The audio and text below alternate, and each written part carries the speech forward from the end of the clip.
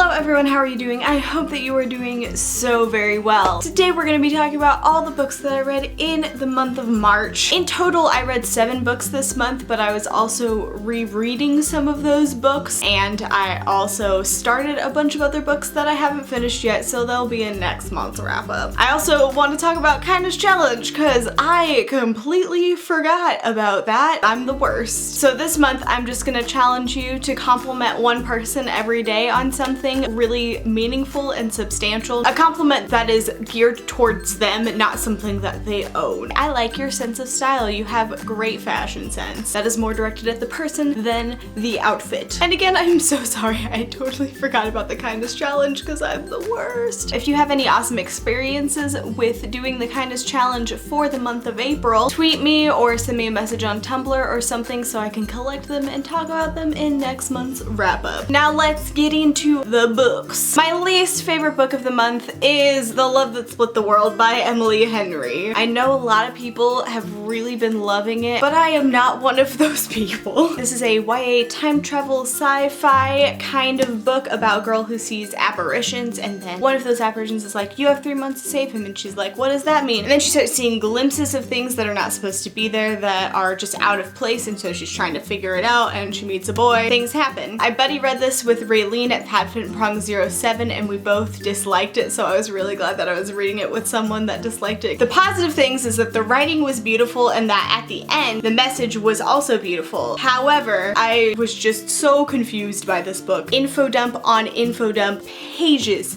of info dumping. A lot of the times the author just kind of felt like she was trying to cover her bases on different like social justice issues. Feminism is mentioned, which is really awesome, and what she says about feminism is awesome, but then it's never like seen or really mentioned again. Insta-love is a huge thing in this book. I said Passenger was the worst case of insta-love I've ever seen. Nope, this book is the worst case of insta-love I have ever seen. And I've read one article from a Native American that says that the use of the Native American stories in this book is cultural appropriation. It didn't really sit well with me when I was reading it. I just thought maybe I'm just reading too far into this. Seeing stuff from actual Native Americans talking about how it was very offensive how they were used, I was like, okay, it was not just me. So yeah, I didn't like this book. It's just sad because the cover's so beautiful and the book is not. This got 2 out of 5 stars from me. Next up, we've got Anne's House of Dreams by L.M. Montgomery. I don't know that I liked this as much as the earlier Anne of Green Gables books, but I still really enjoyed it. I love seeing her deal with deeper issues, and I really loved all the characters that were introduced in this book, especially Captain Jim, because Captain Jim is the best forever. It was a little bit slower to get through than the other books that I've read, but I still enjoyed it, just not as much. But definitely more than Anne of the Windy Poplars, because that's definitely my least favorite out of all of them. I gave this book a 4 out of 5 stars. Next up, I read Shadowhunter Academy by Cassandra Clare. I'm lumping it all together because it's just easier that way, even though the actual book isn't out till November of this year. Overall, I really enjoyed this. I liked seeing Simon's journey through Shadowhunter Academy. Personally, I know this is going to be an unpopular opinion, but I don't think you absolutely have to read it to read Lady Midnight. It does have some cool setup for stuff that happens in Lady Midnight, but I don't think it's totally necessary. It's really fun to read and I would recommend it, but I just don't think it's absolutely necessary. The interesting thing about Shadowhunter Academy is that it kind of goes between Simon's viewpoint and then other people's viewpoints, or flashbacks, or just stories that are filling in things in the Shadowhunter world, and I liked those more than Simon's story for the most part. I really love Simon and I really loved being in his head, but the flashbacks were so great. You got some Will and Jem and Tessa in there. You've got some setup for the last hours, which was really fun to see, and I just really loved it a lot. It was good. You should read it, but I just don't think you absolutely have to read it if you want to read Lady Midnight. I gave this a 4 out of 5 stars. If you want to see my individual ratings for each story, they're all on Goodreads. I did them all separately, not as one book, so you can go check that out. Next on the list is Clockwork Angel, also by Cassandra Clare. My friend Max from Well Done Books just read the Infernal Devices series, and he was listening to the audiobooks, and I was like, I want to listen to the audiobooks, so here we are, which I don't know how I feel about. I'm currently listening to Clockwork Prince and I like that so much more, but this narrator was kind of weird, mostly because she freaking gave Gabriel Lightwood a speech impediment. Why? Why? Also why?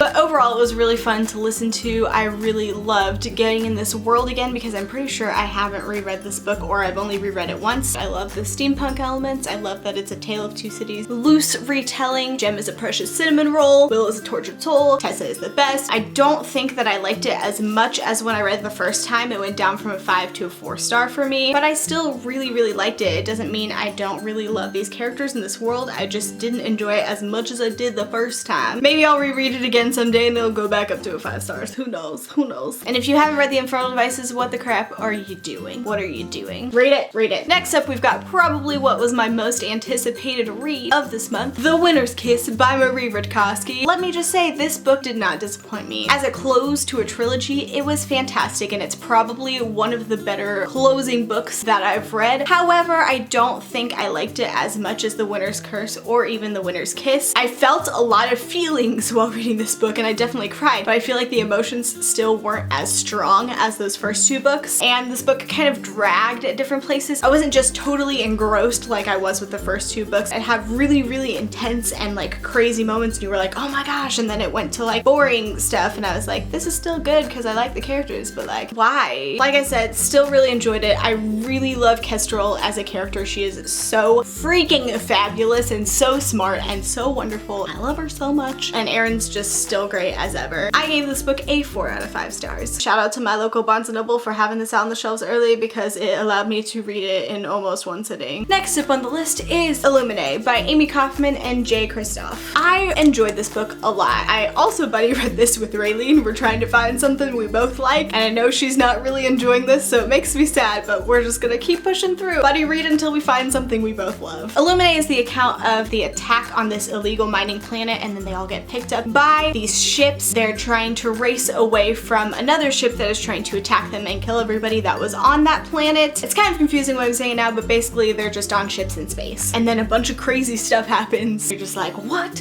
What? What?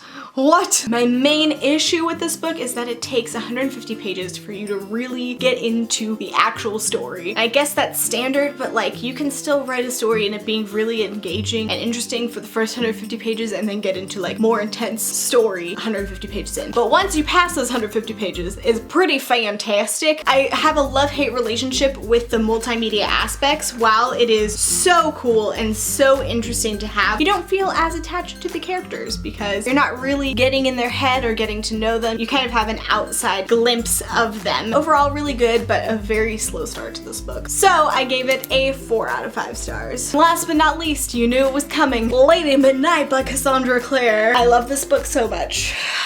I love this book so much. I'm currently rereading it and taking my sweet time so that I can review it because I just sped through this the first time. I read like 3 days and I didn't take any notes because that's who I am as a person. And it's just fantastic and fabulous. I really love all the characters so much in this book. I love Emma and Julian and I love the kids, but mostly I love Emma and Julian. Let's be real, let's be real. I also really enjoy that there's not really a Will Herondale-esque character in this book. I guess you could argue that Emma or Julian has some of those aspects of the tortured soul, but they express them differently. They're not snarky and biting. While I do love those characters, I liked seeing a change in this book. I liked not having a snarky and biting character who's like, I'm not gonna love anyone. There's just so many things I can say about this book and why I love it. It has a lot of my favorite tropes that I just, every time I read them, I'm like, that's my heart, you're gonna get to my heart there. And it does. I still feel a lot of feelings about this book. Lots of feelings. And this book is signed. Okay. Obviously, I gave this book a 5 out of 5 stars considering I am just incoherent trying to talk about it. It's just so good, guys. It's so good. And that's it for my wrap up. Those are all the books that I read in the month of March. Let me know down below what your favorite thing you read this month was, or what you're most looking forward to reading in April. Thank you so much for watching this video, and I'll see you next time. Bye.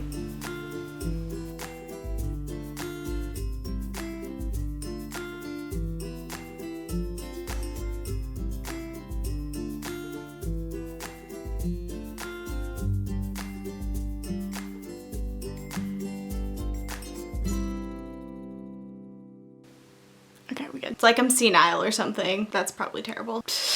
Next up, wow, that's weird. Today we're gonna talk about all the books that I read in the month. There is a spider on my ceiling. Okay, yep, that's a spider. Next on the list is Illuminated by Amy. Dang it! Descriptions are my strong point, obviously. What's even happening?